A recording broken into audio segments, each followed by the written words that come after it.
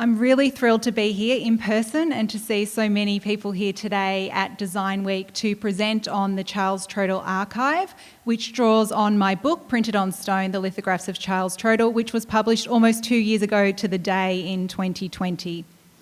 So as you know, the theme for Design Week, or as you may know, the theme for Design Week this year is Design the World You Want.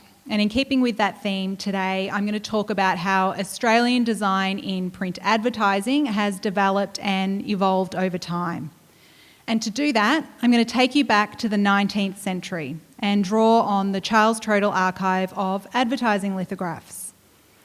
This archive tells a really fascinating story about how the law, technology, art and advertising intersect, and in particular the way that lithography shaped the way that print advertising came to be protected by the law and the way that advertising came to be regulated. But the lithographs also tell a really lovely story about Melbourne and the Australian colonies more generally, its people, its culture and its history. And that's what I want to focus on today, to reflect on this history and explore how past design practice has come to shape our present and the world that we live in today. This is Charles Troedel. It's a photograph that was taken in around 1895. Charles Troedel was an award-winning lithographer who brought colour to the lives and homes of Melbournes in the 19th century, transforming the advertising landscape in the process. He was born on 26 June 1835 in Hamburg, Germany. And at age 13, he was apprenticed to his father, Karl, who was also a lithographer. And that was when he really started out his career as a lithographer. As a young man, he went on to work in Norway and London, furthering his craft until 1859, when he was recruited by a Norwegian printer, Augustus William Shellcraft, who travelled to Europe looking for talent for his Melbourne business. There was a need for printmakers in the colonies at the time, especially to print maps which were in high demand during the gold rush. Lithography was a uniquely European invention, and so Troedel's skills, which he had developed working throughout Europe, were highly sought after. And so Troedel arrived in Melbourne at Williamstown on 5 February 1860 and began working at Shellcraft's wholesale paper bag manufacturing and printing establishment. Some of you may know Shellcraft's was well known for printing many of Melbourne's early maps. A few years later, and Troedel left Shellcraft's to set up his own small print workshop in Melbourne in June 1863. And after importing his own printing press from Europe, his business, Troedel & Co. Lithographers and Printers, was born. The workshop was located opposite the Argus office in an area that was then considered the Golden Mile of the city and is now the site of the Melbourne Town Hall. Troedel's first project at this new workshop was the Melbourne Album, a series of lithographic works depicting views of Melbourne and its surrounding districts. In fact, the first 2 prints from the album were printed at Shellcraft's, but the remaining prints were published at his workshop on Collins Street, which later became known as the Melbourne Album Office. This is one of the first lithographs produced for the album in 1863, Collins Street from Queen Street, which was drawn by Francois Cognier and advertised in the Argus at the time, with a monthly subscription for 2 views to be completed in 12 monthly parts for the price of 7 shillings 6pence. Collins Street from Queen Street shows the Union Bank of Australia to the right. On the left is the newly built Bank of New South Wales. Into the distance, Scott's Tower, and straight ahead is the now old Treasury Building. Francois Cognier produced 12 of the drawings in the 24-plate collection and possibly another 4 which were unmarked. It was Cognier who had proposed the idea of this Melbourne-themed album to Troedel while he was still working with Shellcraft. Nicolas Chevalier was another contributor to the album, with 2 prints derived from his paintings included in the compilation. Here's one of the more recognisable prints from the album, the Melbourne Cricket Ground, 1864.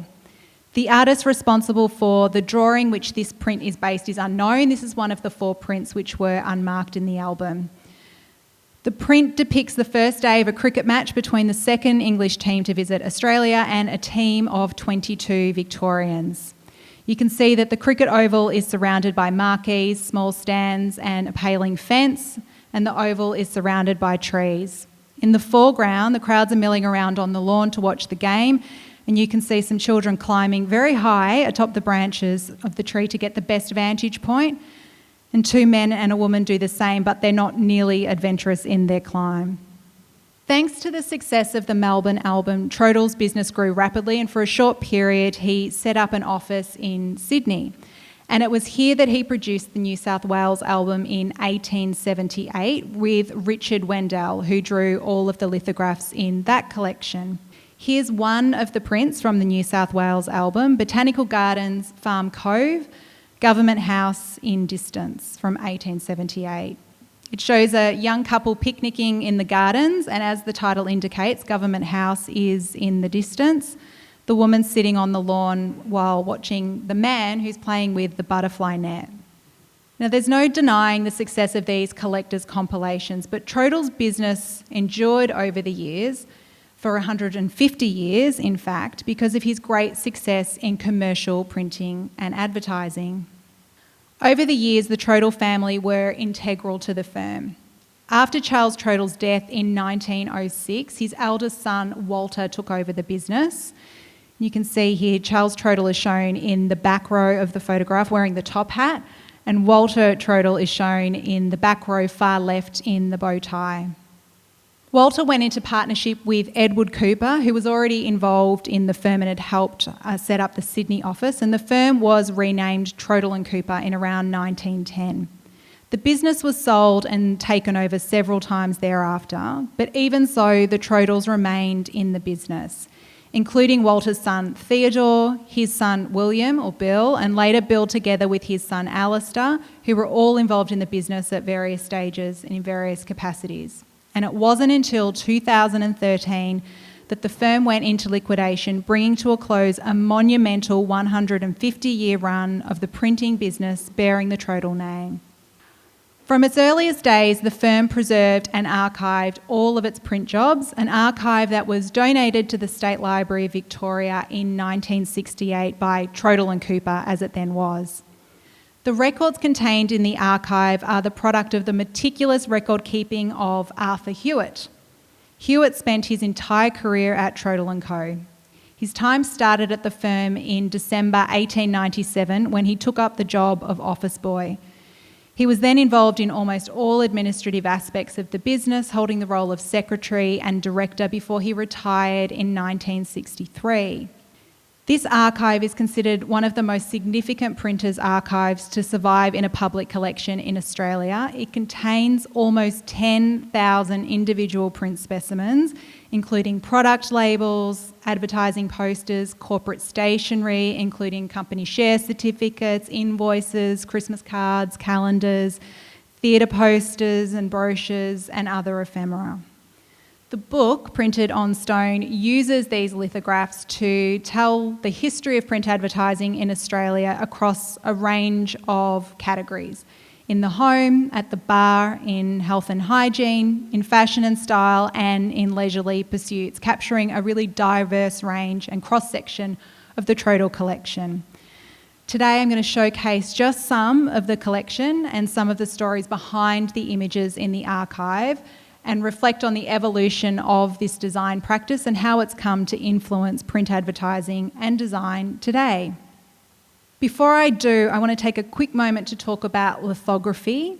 For those of you who aren't familiar with the process, lithography is a method of printing that's based on the incompatibility of oil and water, where ink is transferred to a blank sheet using a press, typically using finely polished limestones.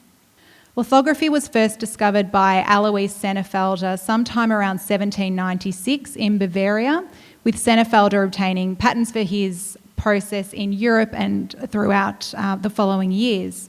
So the process of lithography is best explained visually. So here I've provided a step-by-step overview of the process in its primitive form. Obviously, the technology has evolved and it's much more sophisticated today, but interestingly, most methods still rely on the basic principles of Senefelder's process. So to produce a lithograph, the artist must firstly draw on the surface of a limestone or an aluminium plate with greasy crayons. A solution of gum arabic and nitric acid is then washed across the stone, and that fixes the grease to the stone. The limestone is then washed with water. Then the stone is rolled with ink using a roller, and since grease and water repel each other, the ink only adheres to the greasy drawing and not the clean portions of the stone. Paper is then laid across the stone and pulled through a press, and this transfers the image from the stone to the paper, producing a mirror image of the original drawing. The original lithographs which were produced were in black and white, and they were made using greasy crayons. But the process evolved very quickly over time to use more advanced methods. So one of the first advances was the tinted lithograph, which involved using one stone to print the original image and then subsequent stones to add a wash of colour. The most significant advance in lithography was chromolithography, which allowed for multicolour printing of at least 3 colours. Charles Troedel was at the forefront of these advances. He was recognised as a pioneer in the trade, having been awarded the gold medal at the 1881 Melbourne International Exhibition for his work in chromolithography, and in 1883 he was awarded a silver medal at the Calcutta International Exhibition for specimens in lithography. This process really revolutionised the way that goods were advertised and marketed in the late part of the 19th century.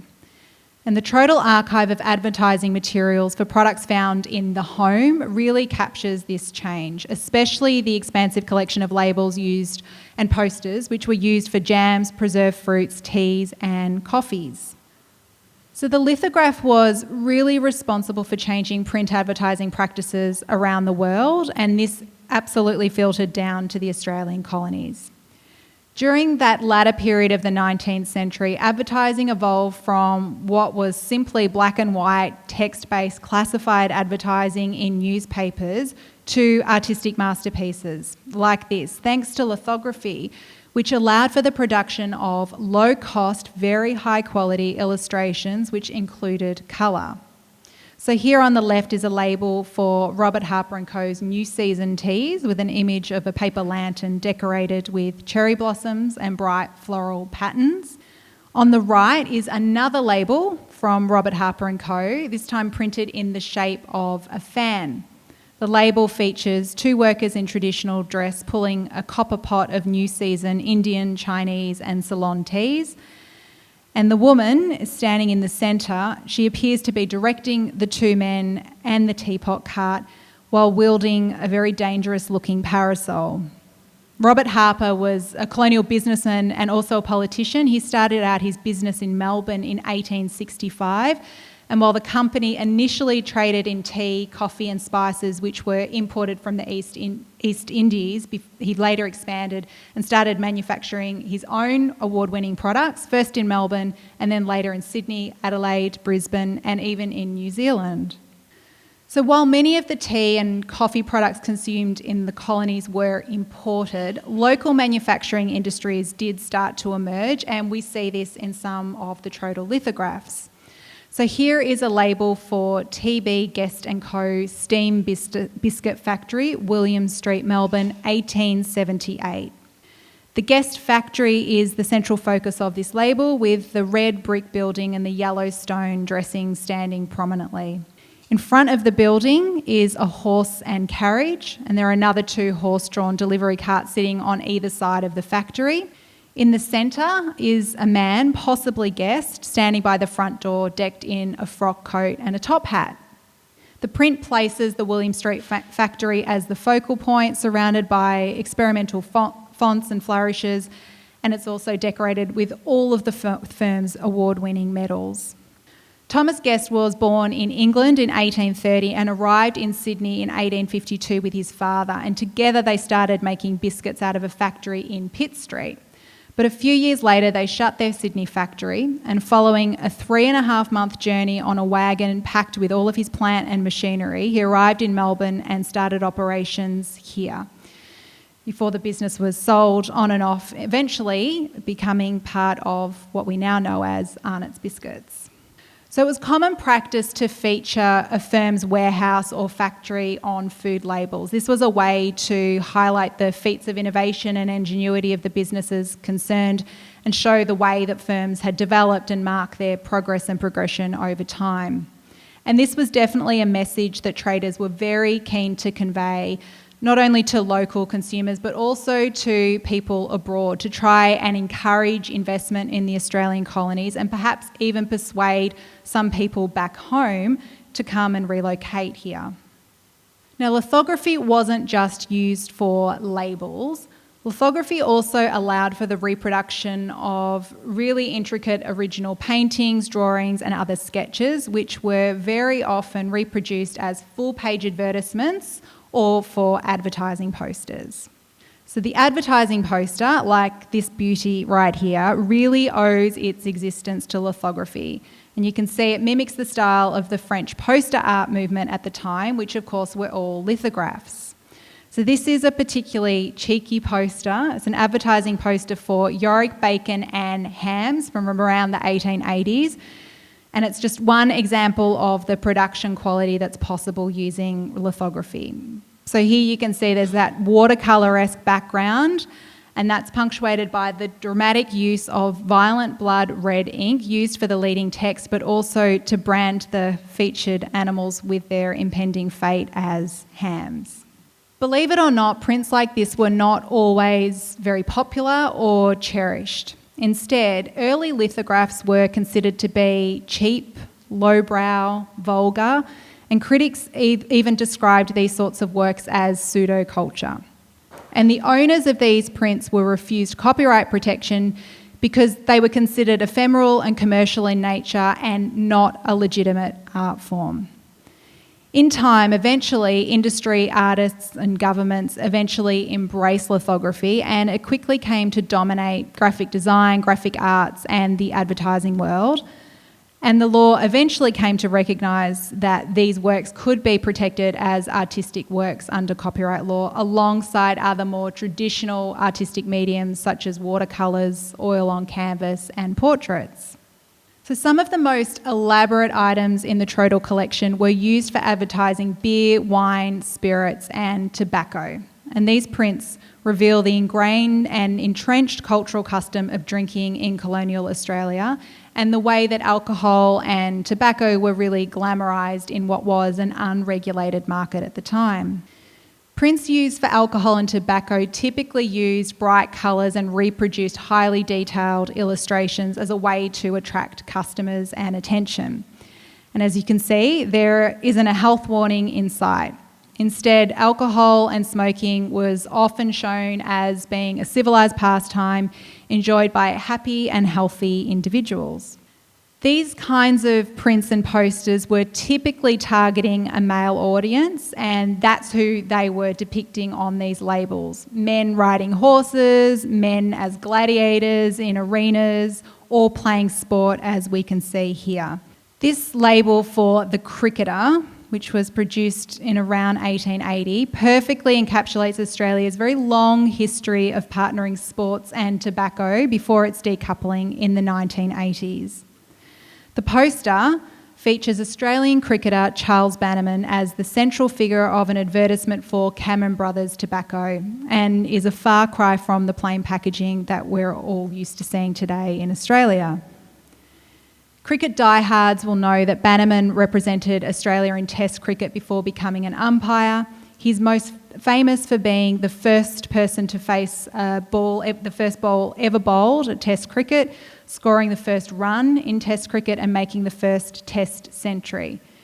In the central image, Bannerman is lining up to face the approaching ball on the Melbourne cricket ground. He's got opposing fieldsmen standing in the distance. You can see the members' stand is positioned behind the players. The border is rimmed with wattle, eucalyptus, and each of the corner of the poster features cockatoos, possums, emus, and kangaroos. You can see the red ribbon spans across the top of the poster bearing the words "The Cricketer." And that was how iconic Charles Bannerman was. There was no need to mention his name.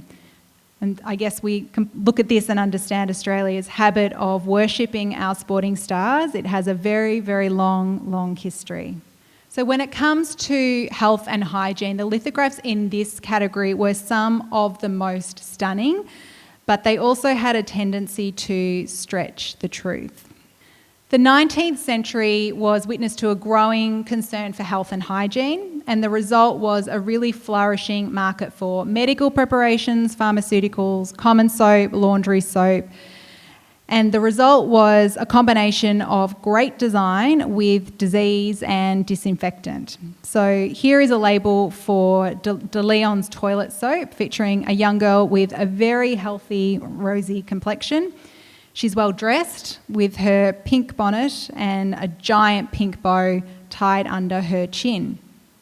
When it comes to common soap products, during the late 19th century, it came to be understood that these products were not a luxury as much as they were a necessity.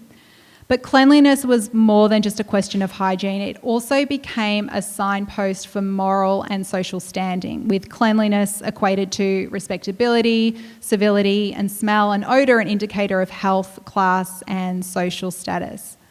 And you can clearly see this attitude and idea of cleanliness and social status in this label here for Kirk's Fragrant Soap, which was produced again in around the 1880s. Moving on to pharmaceutical products and medical preparations, and here we see some very unscrupulous business practices. So these products were often sold as unproven cures and antidotes for almost every ailment known to humankind, and were frequently endorsed by people purporting to have medical qualifications or as being doctors, and of course these people had no medical qualifications at all. And they were also promoted using claims based in pseudoscience and quackery. So here are some examples for Moulton's Blood Searcher, the Great Blood Purifier.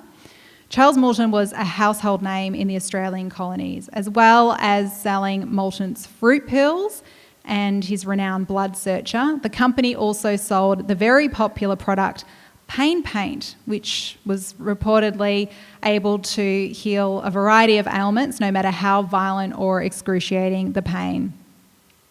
Moulton's Pain Paint was also advertised as being registered and patented. The newspapers even referred to him as an inventor and proprietor of a patent medicine.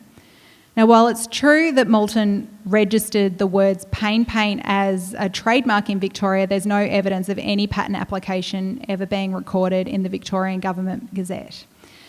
And this kind of behaviour and selling technique was not an isolated case.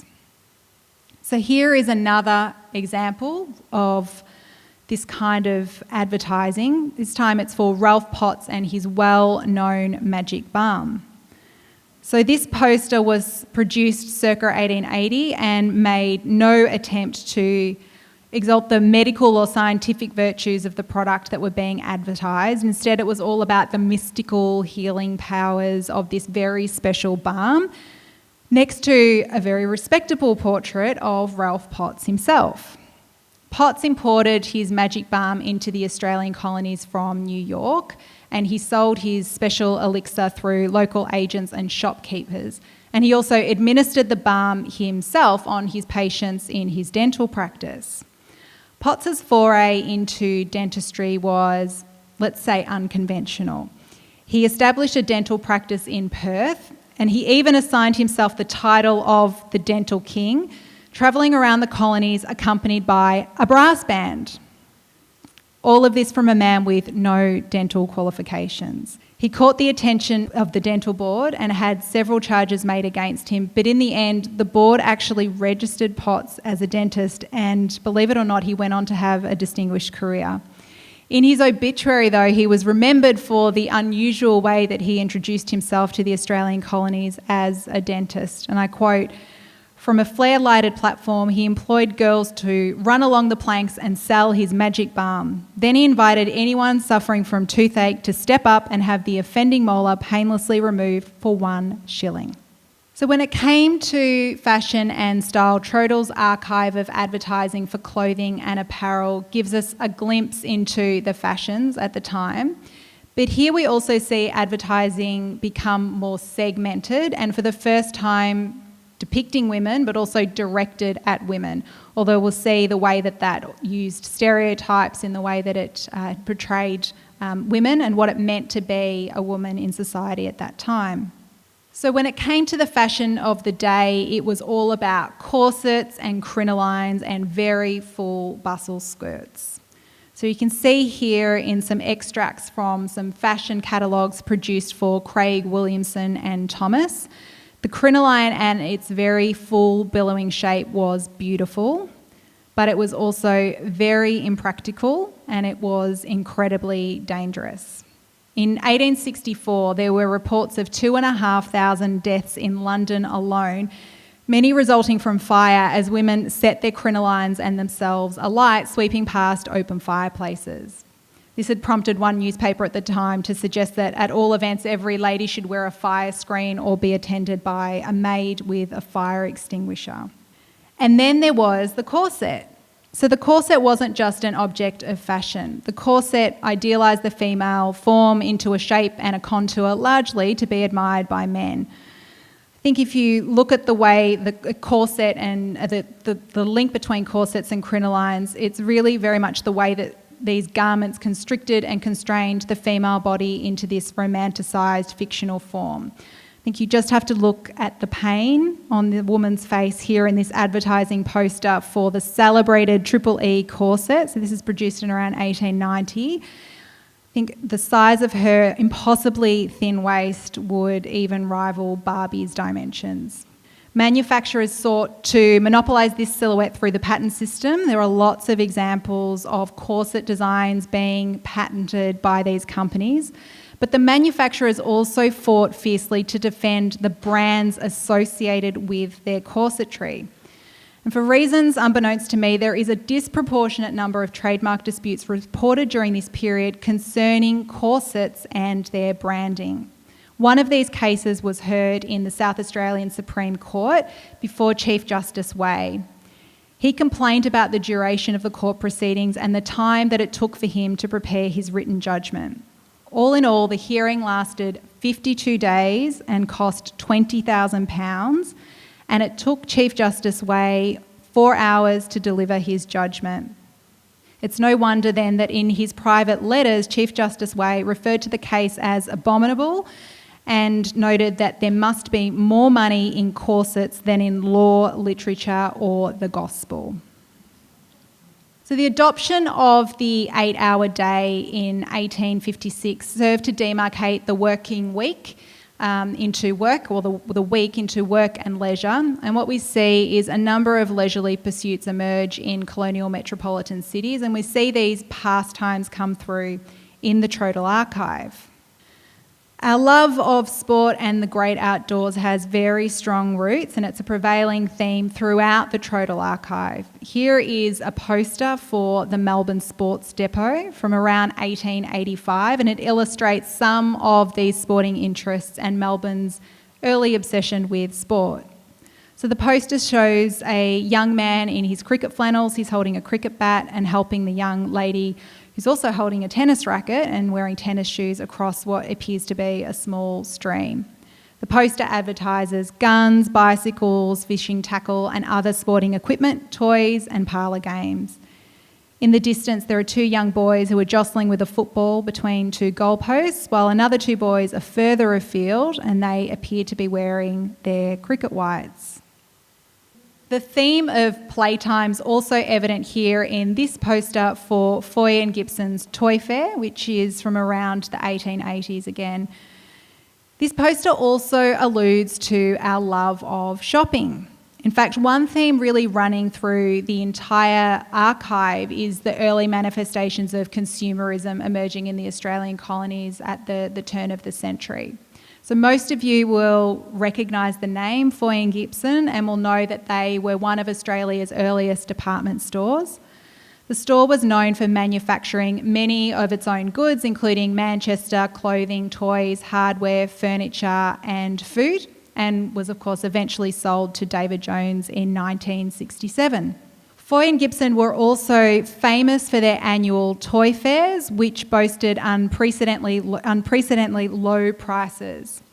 Children could meet Father Christmas at these toy fairs, although I think it's unlikely that Father Christmas rode in on an emu holding what looks to be an Akubra hat and carrying a sack of toys. So this poster is one of my favourites, I think, because it captures everything that is very unique about Australia at Christmas time. The heat, the dust, and also you can see the Australian landscape. And then there was the theatre. So the Troedel Archive, I think this is perhaps maybe the most special part of the collection, is the trove of theatre posters like this, which it includes. And it perfectly captures the golden age of theatre in Melbourne at the time, but also the Troedel family's very unique connection to the theatre scene. So Charles Troedel and his family were very keen theatre goers, particularly his eldest son, Walter Troedel. Newspapers described Walter as charismatic, handsome, and, I quote, the best-dressed man in Melbourne.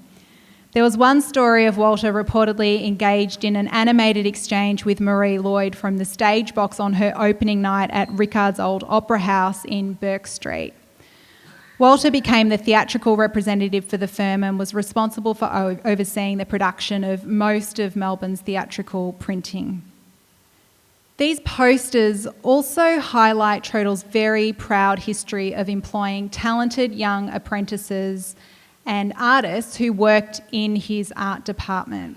So some of the names on that list include a young Arthur Streeton, who worked with Charles Troedel as his apprentice, Charles Turner, and William Blamire Young.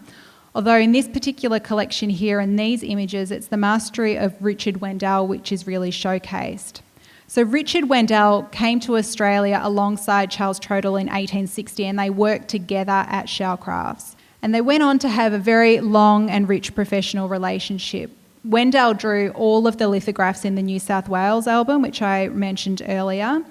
And Wendell later produced many of the works in the Troedel Archive, but particularly most of the theatre posters which were manufactured by the firm. So here's another theatre poster, again produced or drawn by Richard Wendell for Bad Lads comedy farce. Bad Lads was the inaugural production of the new Alexandra Theatre in Melbourne on 1 October 1886, which had been named Alexandra after the then Princess of Wales, but which later became Her Majesty's Theatre. The poster shows scenes from the play, a comedy about married men trying to recapture the fun and freedom of their bachelor days and bachelorhood. Sounds familiar? It's a theme that's been rehashed in theatre, film and literature ever since. So as we've seen in the Troedel Archive, it covers a really diverse range of subject matter, and hopefully I've given you a little bit of a glimpse into some of those images. I think most of these prints were very fun and frivolous and said a lot about who we were at the time in Australia. And some of the prints allude to perhaps some more sensitive and serious themes, at least to modern eyes looking back at these images now today. We see the glamorisation of alcohol and cigarettes, unproven cures from people claiming to be medical experts, advertising that peddles impossible beauty standards for women, men behaving badly in sell-out stage performances, to standing ovations without any challenge or consequence. So there's a startling familiarity to these themes. And I think that's really interesting because on the one hand, Troedel's lithographs represent a period of intense transformation in terms of advertising, aesthetic and design practice at the time. But really at the same time, these prints just preface what we were going to see and what was to come in print advertising across new mediums of communication in the 20th and now the 21st century. I think times are changing and design practices are starting to challenge some of these deep-set ideas and better reflect the complex world that we live in today. Whatever the future holds, though, I think it is safe to say that we are unlikely to see another person have the same influence on design practice as Charles Troedel, whose legacy does live on in this beautiful archive, an archive which, above all else, I think is a celebration of our wonderful city and its very rich history.